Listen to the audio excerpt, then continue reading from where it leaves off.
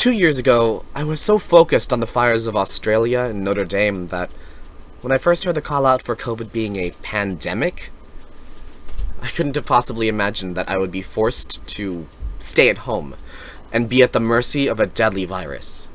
That I would have been forced to wear a mask and social distance in every building that I walked into.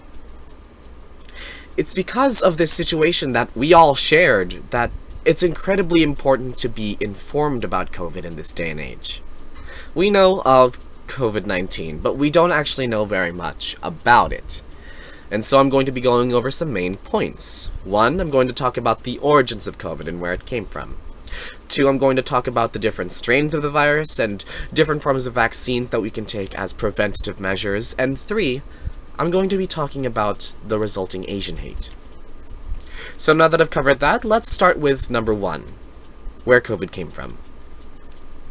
First, I'm going to be talking about this myth that circulated the internet for a very long time, and that is that COVID first came in Wuhan, China, from someone eating bat soup. Kirsten Nunez, a food and health journalist, wrote an article on the 11th of December 2020 where she describes a video of a woman eating bat soup, and she explains that this is where the rumors first came from. However, this video was actually formed in the Republic of Palau, and she actually explains that eating bats or bat soup doesn't give coronavirus to people. There are some forms of coronaviruses that are present in certain species of bats that are very genetically similar to the COVID that we know, however, according to Jason Gale, a journalist who specializes in COVID, in an article that he posted on the 4th of March in 2021. Let's move on to some of the first cases of COVID, and one of the first cases was actually submitted in an article on the 26th of February in 2021 by Smriti Malapati, who has a master's in environmental science. She describes that the World Health Organization pins this office worker in Wuhan, China, as being the first case of COVID known, seeing as he had no recent travels and that he started showing symptoms in the end of 2019. Now let's start talking about the different forms of COVID that there are. Because COVID spreads to different places, there are different strains. On the 23rd of July in 2021, Robert Ballinger, a professor of infectious diseases and medicine, and Stuart Ray, a professor of medicine with specialties in COVID, talk about geographic separation, where the different places that a strain goes to causes different genetic strains to develop of the same virus. And because of those different genetic strains, there are also different vaccines that we can take.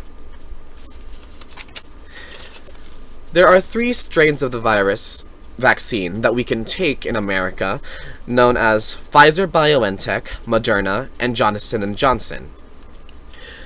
An article written by Kathy Catella, an award-winning senior clinical writer of 15 years at Yale Medical School, in the 22nd of July in 2021, she describes that Pfizer-BioNTech has 2 shots, and they are to be taken 21 days apart, and that they have a 95% efficacy rate, whereas Moderna has 2 shots and has to be taken 28 days apart and has a 94.1 efficacy rate, and the Johnson & Johnson vaccine is only 1 shot, but it only has a 72% efficacy rate. It's because of the different strains of the virus that the CDC constantly tell people to wear masks and still maintain social distancing.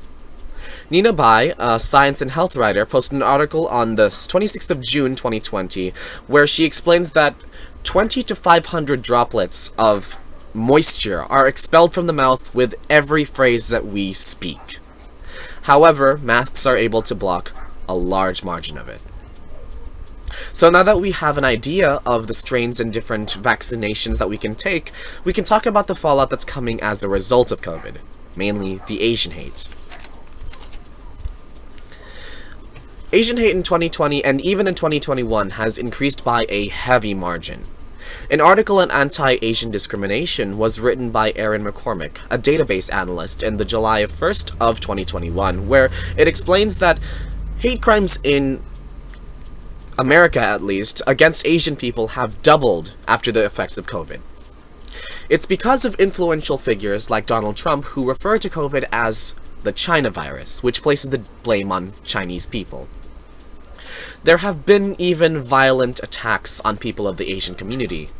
Dion Lim, a well-known reporter of violence against Asian Americans, wrote an article on March 12th of 2021 where she describes 75-year-old Pak Ho's murder after being robbed and shoved in Oakland, California.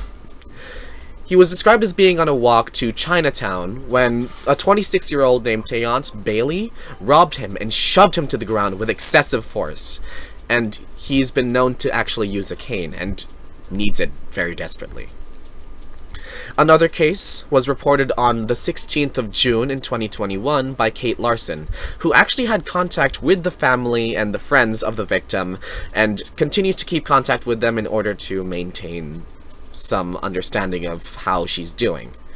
94-year-old An Taylor, who actually goes by Peng, was knocked down and against the head and stabbed through her wrist and her torso by 35-year-old Daniel Couch, who stabbed her while she was out for a walk in her neighborhood in San Francisco, California. So, we've discussed where and when COVID started, and the way it continues to mutate and create new strains, and the resulting wave of Asian hate that comes from it. Because of these topics that people can help themselves understand, they can also be better prepared for how they can handle COVID. 2 years ago, I was unprepared to face the emerging giant that was COVID. Now that I have this information, now that I am social distancing and wearing masks despite having already vaccinated, and now that I'm watching my back and staying safe as a member of the Asian community, I can more correctly handle living despite COVID.